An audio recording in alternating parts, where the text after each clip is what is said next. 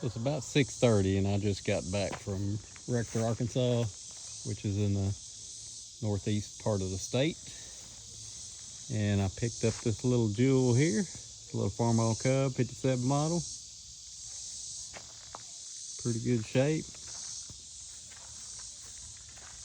And I also got a Flail Mower.